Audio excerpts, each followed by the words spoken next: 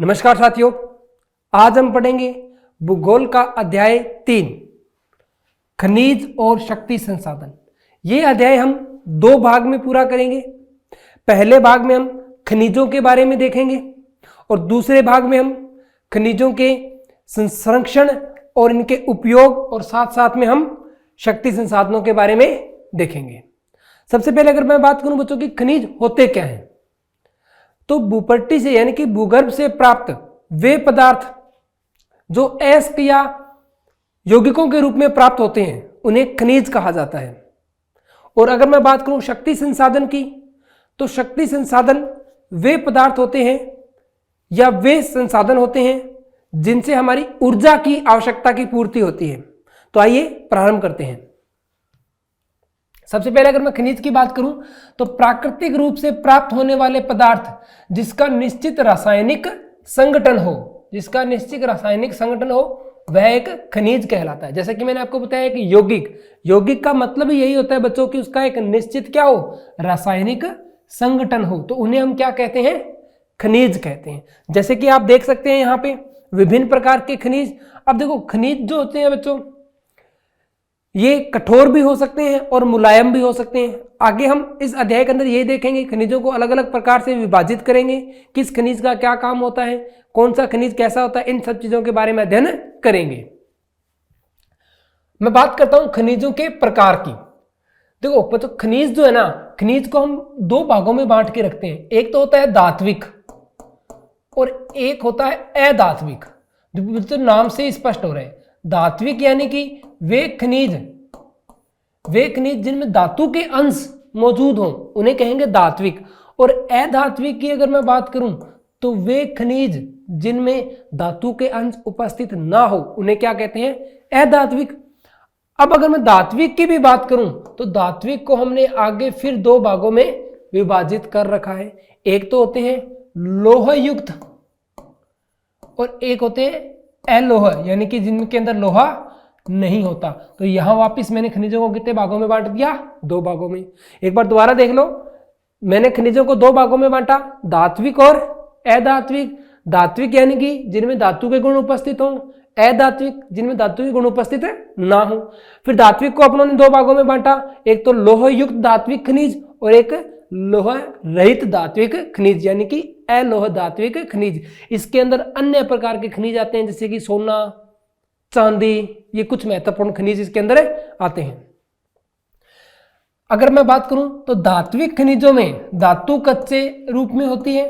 धात्विक कठोर पदार्थ हैं जो ऊष्मा और विद्युत के सुचालक होते हैं। यहाँ धात्विक खनिजों के बारे में बताया गया है कि जो धातुएं होती है वो कठोर होती है और ऊष्मा और विद्युत की क्या होती है, सुचालक होती है। धात्विक खनिज लोह अथवा अलोह हो सकते हैं। जैसे कि मैंने आपको बताया लोह और अलोह, वे खनिज जिनके अंदर लोहा उपस्थित होता है लोह धात्विक खनिज कहलाते हैं, और जिनमें लोह उपस्थित नहीं होता है अलोह धात्विक खनिज कहलाते हैं। लोह खनिजों जैसे कि लोह अयस्क, मैग्नीज और क्रोमाइट, ये लोहा जो श्रेणी है उसके अंतर्गत आते हैं, में लोहा होता है। और अलोह खनिज में लोहा नहीं होता, किंतु कुछ अन्य धातु यथा सोना, चांदी, तांबा, सीसा हो सकती हैं। यानी कि ये भी क्या है, धातुएं हैं, पर इन धातुओं के अंदर लोहे का अंश नहीं होता। इसीलिए इन धातुओं को या इन खनिजों को क्या कहा जाता है, अलोह धात्विक खनिज। क्योंकि धातु है इसलिए धात्विक खनिज तो हुआ, पर लोहे का अंश नहीं है इसलिए अलोह हुआ। अब मैं बात करूं अधात्विक खनिजों की, तो अधात्विक खनिजों में धातुएं नहीं होती, यानी कि यहां धातुओं की उपस्थिति नहीं होती। तो ऐसे खनिजों को मैं क्या कहता हूं, अधात्विक खनिज। जैसे कि चूना पत्थर, अभ्रक और जिप्सम इन खनिजों के उदाहरण हैं। और खनिज ईंधन जैसे कोयला और पेट्रोलियम भी अधात्विक खनिज है। देखो बच्चों, अगर मैं राजस्थान की बात करूं तो राजस्थान के अंदर अपने पूरे भारत के अंदर से सबसे ज्यादा खनिज पाए जाते हैं। अगर पूरे भारत के दृष्टिकोण से देखूं तो राजस्थान में सबसे ज्यादा खनिज पाए जाते हैं, पर ज्यादातर जो खनिज है वो अधात्विक खनिज है। यानी कि राजस्थान में जो खनिज पाए जाते हैं ज्यादातर खनिज कैसे खनिज है? अधात्विक। अधात्विक यानी कि यहाँ एक बड़ी मात्रा में जिप्सम उपस्थित है, अब्रक उपस्थित है, यानी कि अलोह जो खनिज, सॉरी यहां मैं बात करूं अधात्विक खनिजों की, तो अधात्विक खनिज उपस्थित है।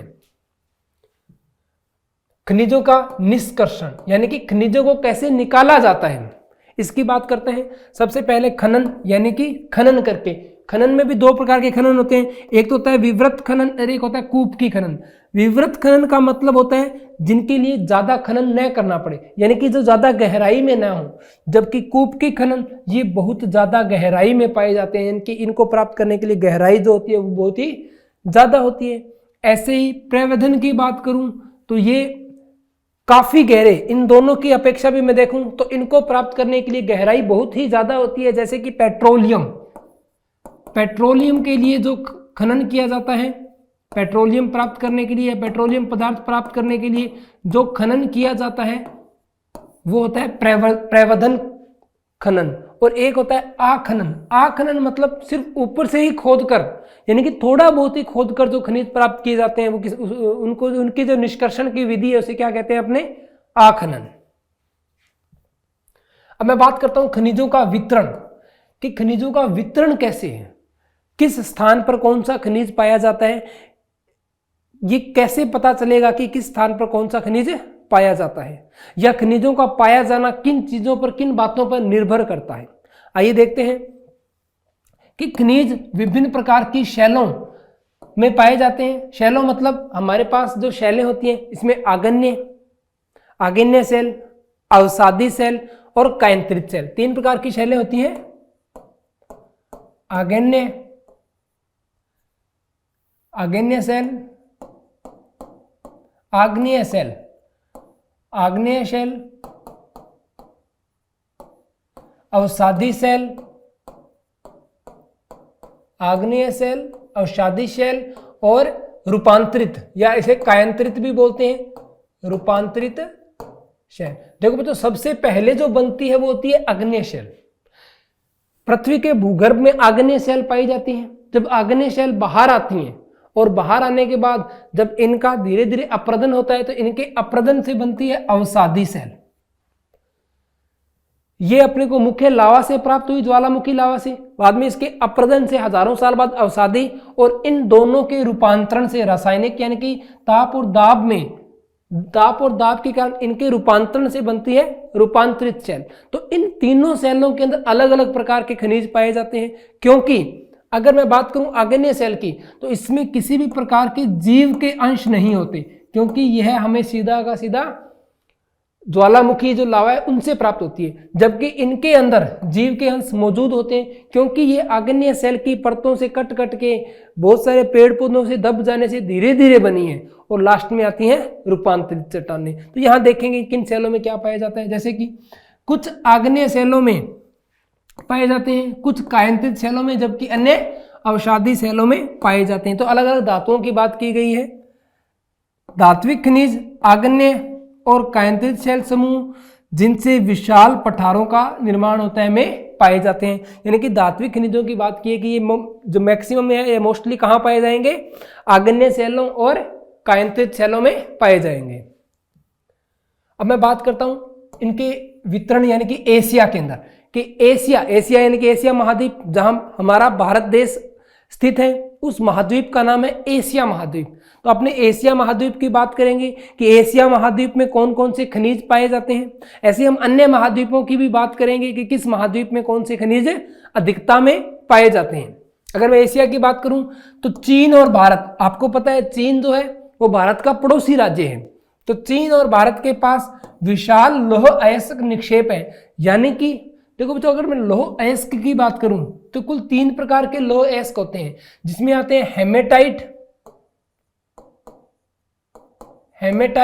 मैग्नेटाइट, कुछ इस प्रकार के अयस्क आते हैं।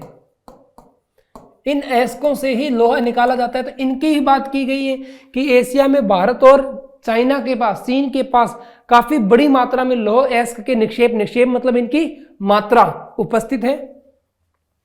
यह महाद्वीप विश्व का आधे से अधिक टिन उत्पादन करता है। टिन यानी कि अगर इसका मैं मात्रा देखूं तो बच्चों ये होता है एसएन। और टिन का उपयोग बहुत सारी मिश्रित धातुओं को बनाने में किया जाता है। यानी कि मिश्रित धातु मतलब कुछ ऐसी धातुएं होती है, जैसे कि अगर मैं पीतल की बात करूं बच्चों, जो पीतल जो होता है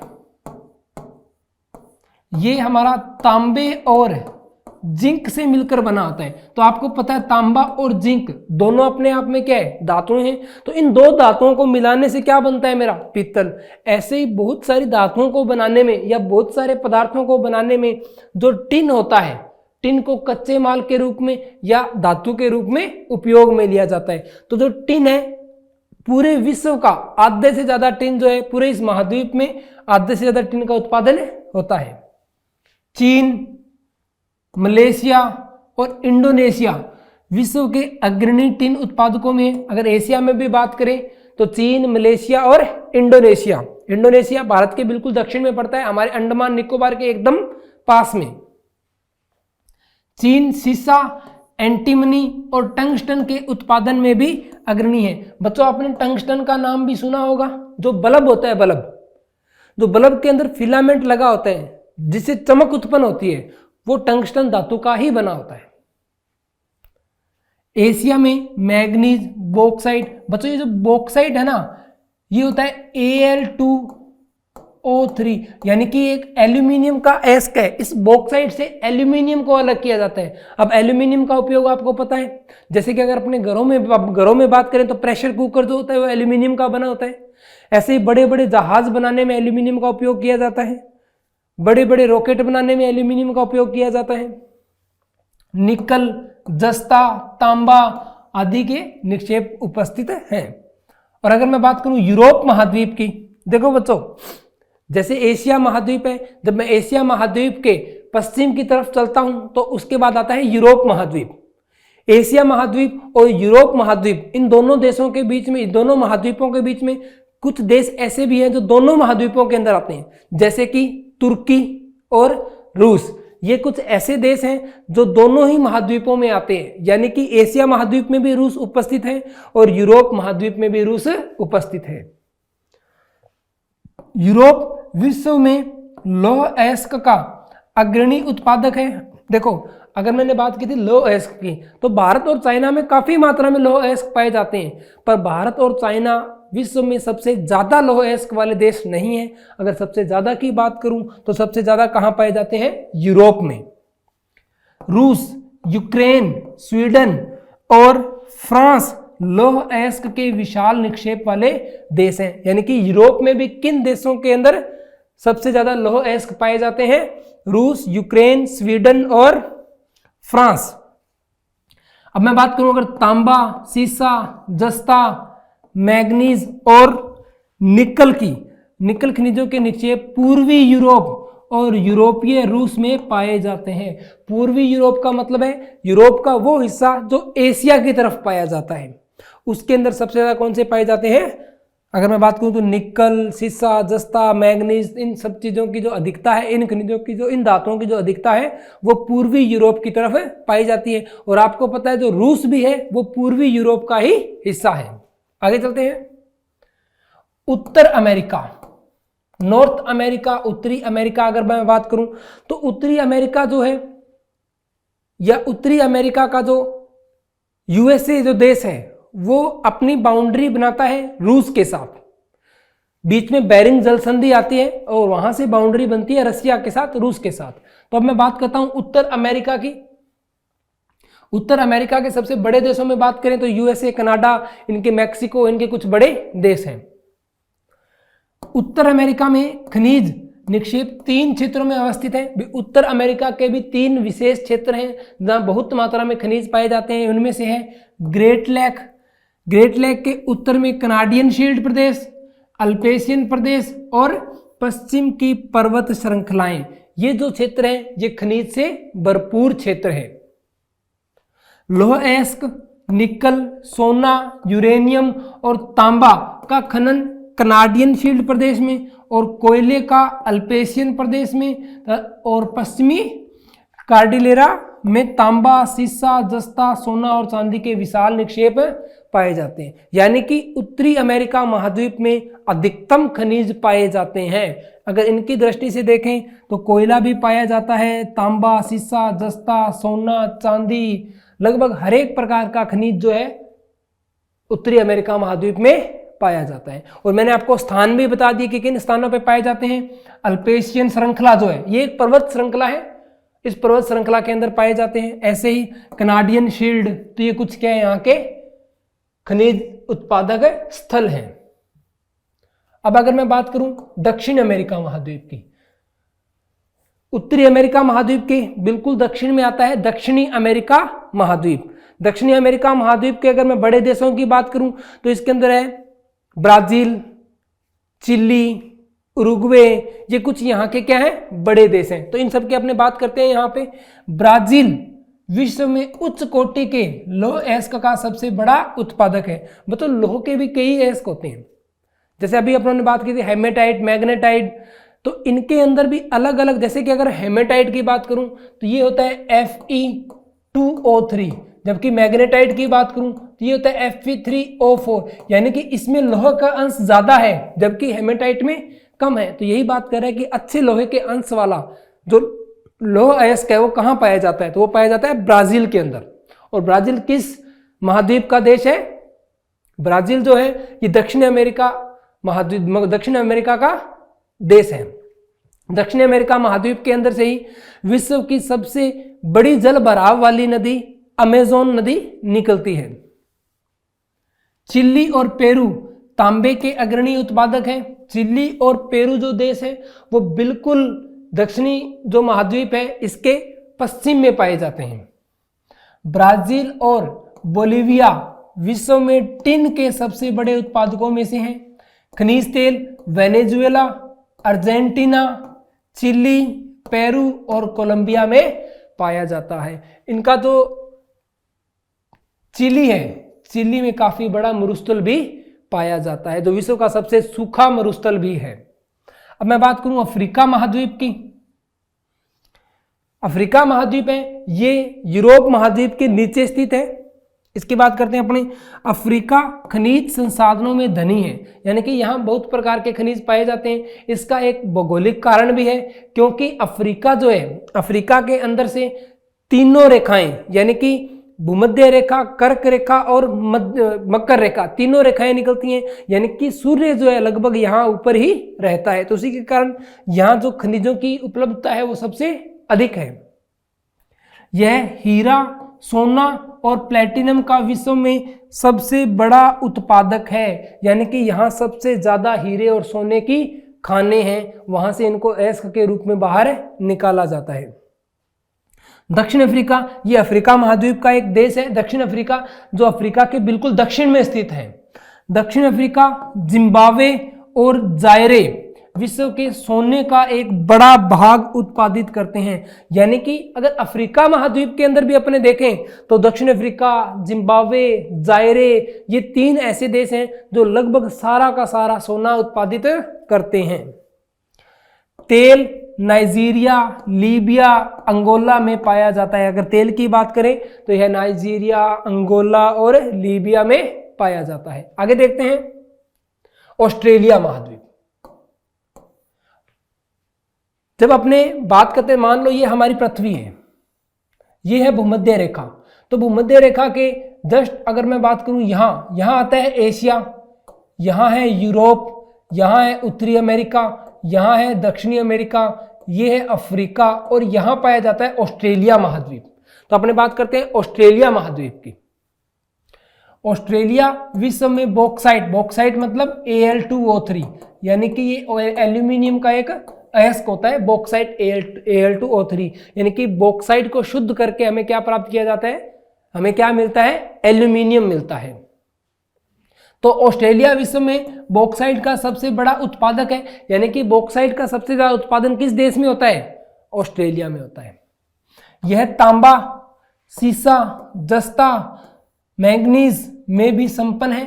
पश्चिम ऑस्ट्रेलिया के कालगुर्गी और कुलगार्डी क्षेत्रों में सोने के सबसे बड़े निक्षेप है। यानी कि अगर आपको कोई पूछे कि ऑस्ट्रेलिया महाद्वीप में सबसे ज्यादा सोना कहां पाया जाता है, तो वहां की दो प्रसिद्ध खाने हैं, एक तो है कालगुरली और दूसरी है कुलगार्डी। ये दो प्रमुख वहां की खाने हैं जहां से सोना निकाला जाता है।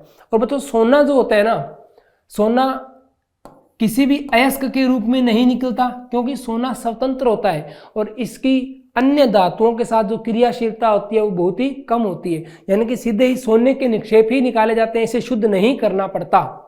आगे देखते हैं अंटार्कटिका। पृथ्वी के बिल्कुल दक्षिण हिस्से के अंदर पाया जाता है अंटार्कटिक, जो कि लगभग किससे ढका हुआ है, बर्फ से ढका हुआ है। या मैं आपको ऐसे कहूं कि जो मीठा जल है, उस लगभग मीठा जल जो है वो अंटार्कटिका के अंदर ही पाया जाता है। ट्रांस अंटार्कटिका पर्वत में, अंटार्कटिका के ही पर्वत की बात कर रहे हैं, ट्रांस अंटार्कटिका पर्वत में कोयले और पूर्वी अंटार्कटिका के प्रिंस चार्ल्स पर्वत के निकट लोहे के महत्वपूर्ण मात्रा में निक्षेपों का पूर्वानुमान किया गया है। देखो बच्चों, अंटार्कटिका महाद्वीप पर कोई व्यक्ति नहीं रहता, क्योंकि वहां जीवन संभव नहीं है। संभव नहीं होने के कारण वहां की प्रतिकूल परिस्थितियां हैं, क्योंकि वहां साल के 24 महीने बर्फ जमी रहती है, अत्यधिक ठंड पड़ती है, जिसके कारण अनुकूल परिस्थितियां नहीं बन पाती और मानव वहां नहीं रहते हैं। तो यह एक ऐसा महाद्वीप है जो पूरा का पूरा महाद्वीप बर्फ से ढका हुआ है और वहां भी खनिज पाए जाते हैं, यानी कि वहां से खनिजों का निक्षेप तो नहीं कर रहे हम, पर वहां उपलब्धता के आधार पर जरूर बताया गया है कि कौन कौन से खनिज पाए जाते हैं। अब मैं बात करता हूं भारत में वितरण। अभी तो अपनों ने देखा विश्व में वितरण, कि विश्व में खनिजों का वितरण कैसे है, किस खनिज के अंदर कौन सा महाद्वीप अग्रणी है। अग्रणी मतलब सबसे ज्यादा बड़ा या सबसे बड़ा उत्पादक है। पर अब मैं बात करता हूं भारत के दृष्टिकोण से कि किस खनिज में भारत के किस राज्य का अग्रणी स्थान है। जैसे मैं बात करूं लोहे की, तो लोहा भारत में उच्च कोटि के लोहे अयस्क निक्षेप है। जैसा कि मैंने आपको अभी बताया था, हेमेटाइट और मैग्नेटाइट दो प्रकार के लोहे होते हैं, तो हमारे यहाँ उच्च कोटि का लोहा पाया जाता है। यह खनिज मुख्यतः झारखंड के अंदर पड़ती है। बच्चों छोटा नागपुर के पठार, जैसा कि मैंने आपको पिछले अध्यायों के अंदर भी बताया था, छोटा नागपुर का पठार जो है ये खनिज के दृष्टिकोण से बहुत ही महत्वपूर्ण पठार है। तो झारखंड, ओडिशा, छत्तीसगढ़, इन सब के अंदर छोटा नागपुर का पठार फैला हुआ है। मध्य प्रदेश, गोवा, महाराष्ट्र, कर्नाटक, यानी कि भारत के दक्षिणी हिस्से में अगर आप देखें तो ये लगभग सभी भारत के दक्षिणी हिस्से में ही पड़ते हैं, या लगभग मध्य भारत के अंदर अगर मैं बात करूं, जैसे कि अगर ये भारत है, अगर इसको अपने भारत माने तो लगभग इस हिस्से के अंदर क्या पाए जाते हैं, लौह अयस्क पाए जाते हैं। अगर मैं बात करूं बॉक्साइट की, अगर बॉक्साइट का अग्रणी उत्पादक देश की बात करूं तो ऑस्ट्रेलिया महाद्वीप था, ऑस्ट्रेलिया देश था। पर अगर भारत के दृष्टिकोण से देखें तो इसके मुख्य उत्पादक झारखंड, ओडिशा, छत्तीसगढ़, मध्य प्रदेश, गुजरात, महाराष्ट्र और तमिलनाडु, यानी कि दक्षिण भारत में कह सकता हूं।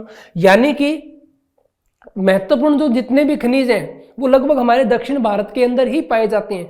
इसका एकमात्र कारण है क्योंकि यहां पाया जाता है दक्षिण के पठार, और इन पठारों का जो निर्माण है वो ज्वालामुखी से हुआ था, यानी कि यहां सर्वाधिक मात्रा में पाई जाती है आग्नेय सेल।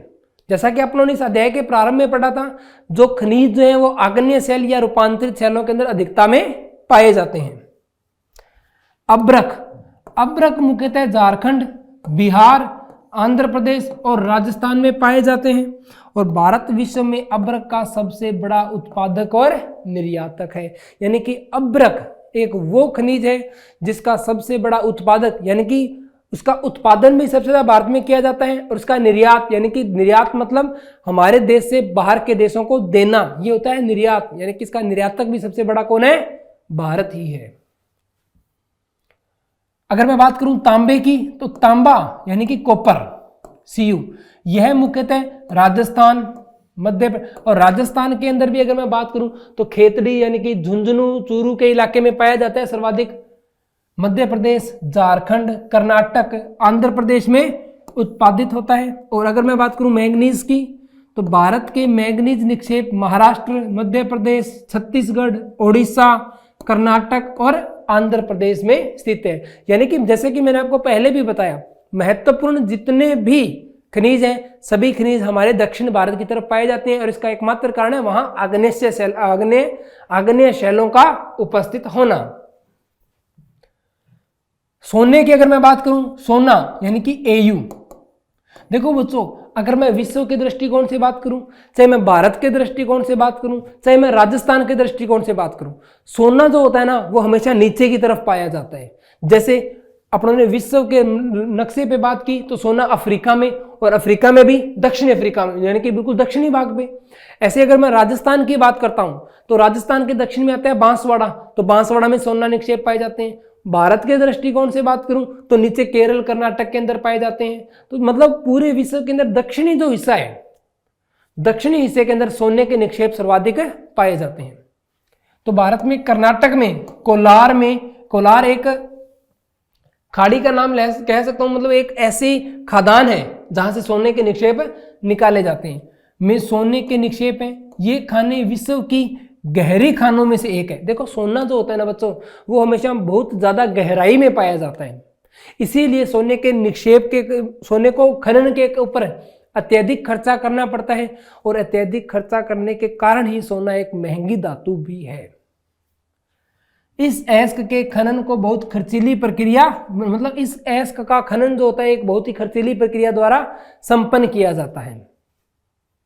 चूना पत्थर, जैसा कि मैंने आपको इस अध्याय के प्रारंभ में भी बताया था कि राजस्थान के अंदर सर्वाधिक खनिज अगर मैं संख्या के दृष्टिकोण से देखूं तो पाए जाते हैं, पर राजस्थान के अंदर जो अधिकतम खनिज है वो अलोह खनिज है, यानी कि अधात्विक खनिज है।